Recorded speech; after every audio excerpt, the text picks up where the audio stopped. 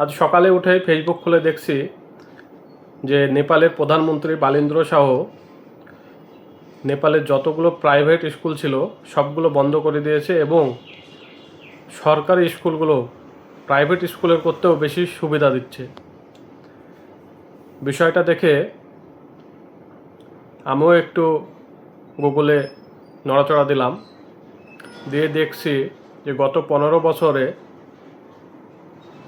আমাদের পশ্চিমবাংলায় গত 15 বছরে 7 থেকে 8,000 সরকারি স্কুল বন্ধ হয়েছে, আর গত 15 বছরে পাবলিক স্কুল 5 থেকে 10,000 বেড়েছে।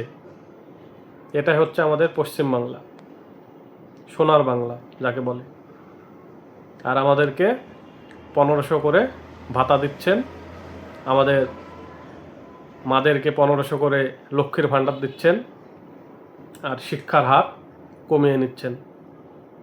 এটাই হলো বাস্তবতা, এটাই হলো আমাদের ভালোবাসার পশ্চিমবাংলা।